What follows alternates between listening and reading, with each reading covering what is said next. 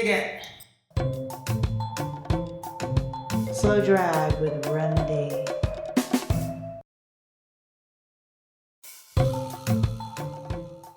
Ballyhoo and welcome.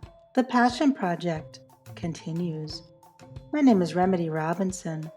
I'm a linguist, author, and an absolute language lover.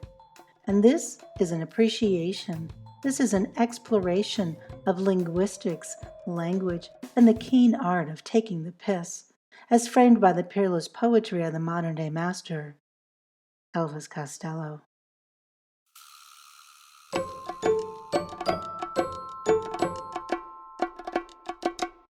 Today's slow drag is with My Science Fiction Twin from Brutal Youth, released in 1993. The songwriting is credited to Elvis Costello's birth name.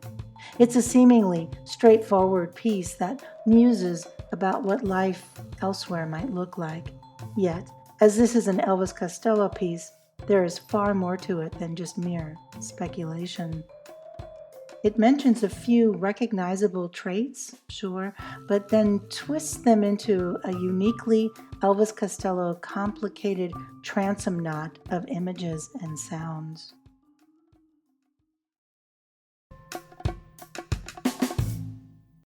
My science fiction twin is doing better than expected. He captured a little blonde trophy wife who is really very well connected. And when he calls home with his alibi, she says, "Is this really necessary?" But she knows that a man can't be a man unless he's punishing his secretary. This smooth, upbeat introduction sets the scene well. The science fiction twin is doing better than expected. This line is open ended and up for interpretation. Just how should a science fiction twin be doing? We're off to a great start. Now, the blonde wife who is well connected is clearly a cosmic coincidence. Wouldn't you agree? Once again, we have an example of giving women their due. The distance between 1982's Imperial Bedroom's long honeymoon of having, quote, thought too late and spoke too soon, and this 1993 piece is 12 years of real world experience and world weariness, perhaps. Do we really have to go through this dog and pony show? She might be thinking.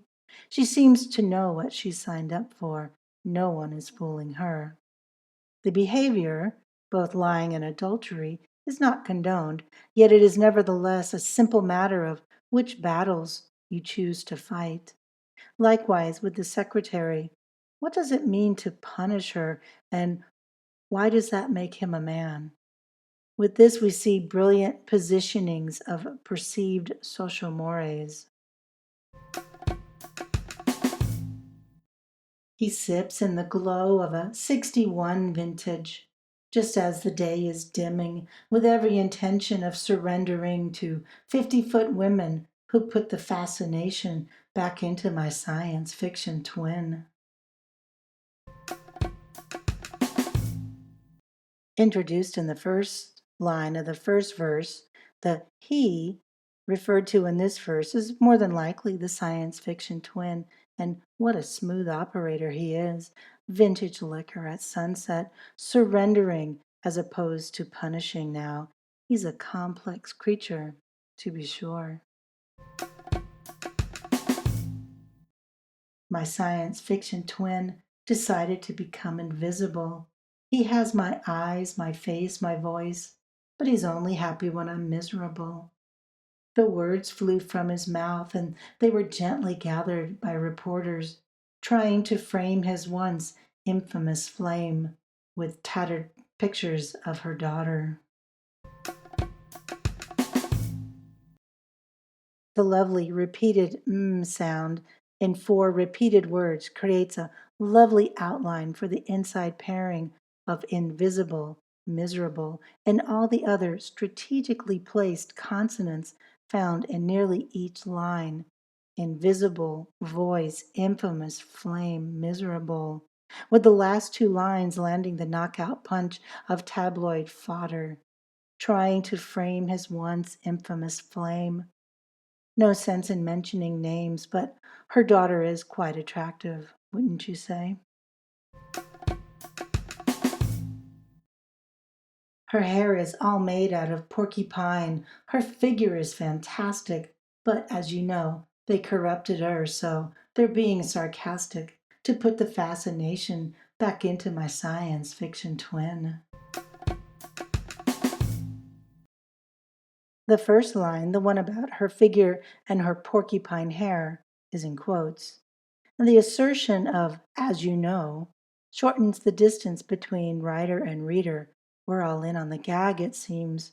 Now, in addition to punishing and surrendering to a woman, that woman is now corrupted. How and why isn't quite clear, but it seems to have been done for mere idle amusement, to put the fascination back into his science fiction twin. This alter ego is paying dividends for this fellow. He'll scream and shout, everything is working out just as he predicted. Pride and position in the gallery of attempted people. Oh, and the pain is so sweet that he'll stamp his little feet, and you'll even have time to pity me. How can you feel content? You'll wonder where this fellow went.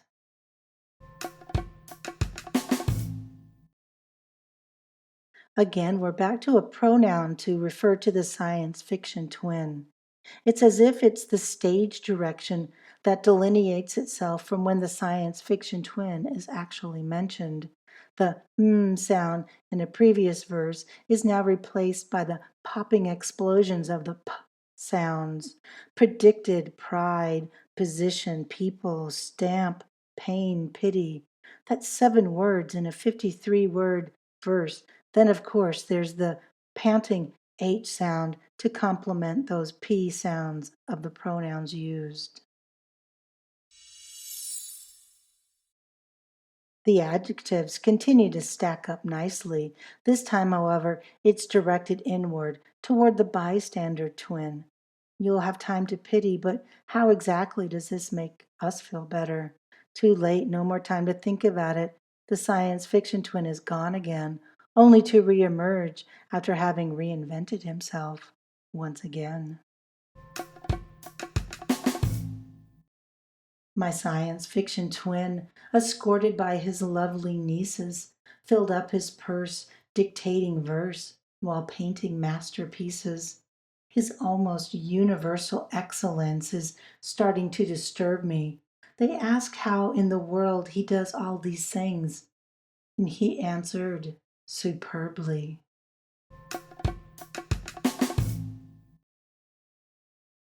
It seems hard to believe anyone could get tired of being asked how wonderful they are. But it does feel as if it dulls the motivation to prove the world wrong when you're right in the middle of proving them right on a consistent and eclectic basis. His almost universal excellence is starting to disturb me. Might just be one of the starkest autobiographical sentiments found in any of Mr. Costello's reams of words and phrases. Even the answer feels uniquely opaque and clever, not content to speak of process or time management. It's a double entendre that describes both the means and methods of how he approaches his work. We cannot blow our own horn, but if our twin does it, why not report on that as well? He's trapped in his own parallel dimension. That's why I'm so forgiving. But how could I possibly forget to mention those 50-foot women who put the fascination back into my science fiction twin?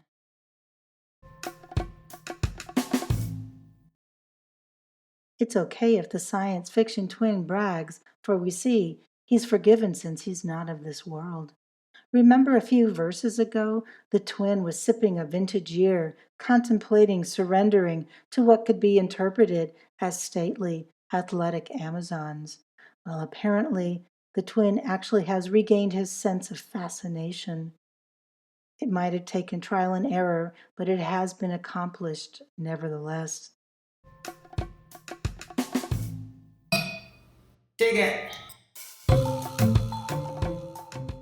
Again, this has been a slow drag with my science fiction twin from 1993's Brutal Youth. It's a silly piece about an alter ego that seems to be a thinly veiled glimpse into the inner thoughts of a true genius. But it is also very adept at pulling the curtain quickly before too much is revealed. What I particularly enjoy is the spectacular adjectives scattered throughout: connected, necessary, surrendering, corrupted, sarcastic, forgiving. It's part autobiography and part fortune telling. It's an unexpected piece that continues to amuse and baffle.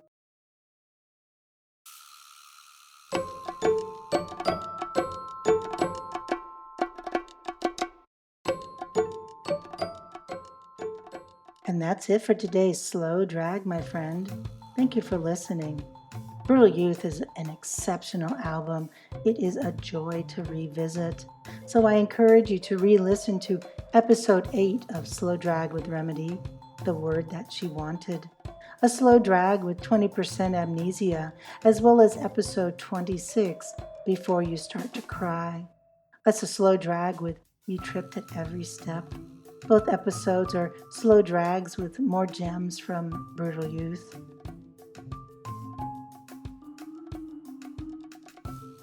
Please follow us on Twitter at Slow Drag Remedy. We follow back. You can read our companion blog for transcripts and references as well. Leave a comment if you'd like. As I've said, everyone has a podcast. It's true. And I am so proud to say this one's mine. Thank you for listening and for getting the word out about this little passion project. It means the world. So, until next time, adieu, my little ballyhoo. Slow drag with Remedy.